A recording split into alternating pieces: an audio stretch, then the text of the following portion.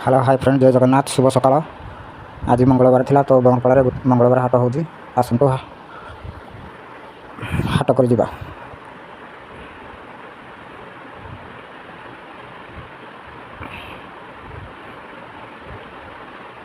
देखंतु संग बना आलू प्याज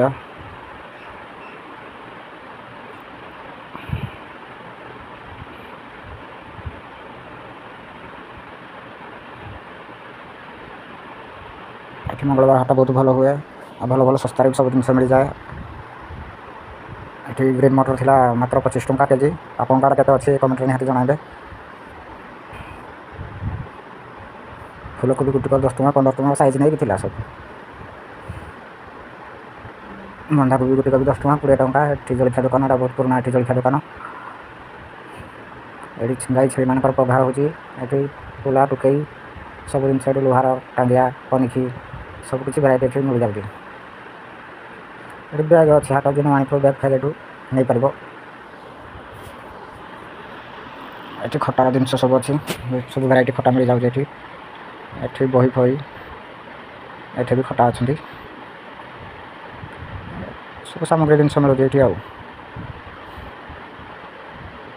एठी नड़िया एपर साइडटा होची फल नड़िया कदली सेव अंगूर सब दिन भल सस्ता एठी मिलुची। असंतु देखि नबा सेव कमला कदली सब दिन मिलुची। तो फाइनली मैं हाट सारी की माछ मार्केट के आस्तली माछ टिके भड़ा नै घर को आसी घर को जीबे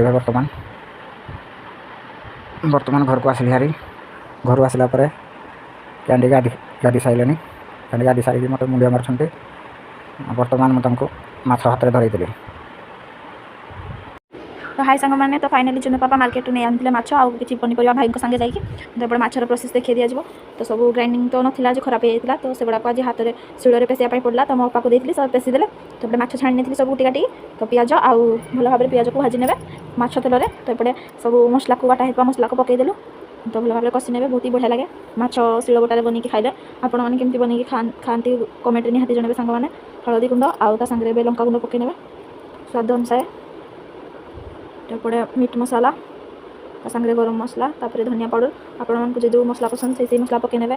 फिश मसला भी पका जाए आम पाखे फिश मसला अवेलेबल नाला तापर आम आम अनुसार मसला पकईनेलु भल भाव टमाटर दे लुण दे चलने भल भाव सांग मैंने जेहतु टमाटर पूरा सड़िया जाके तो ये प्रोसेस ही माछ बन खातु। तो फाइनाली मसला भल भाव कषि जाता लो फ्लेम रे कषुलु तो ये माछ पूरा रेडी होता झोल।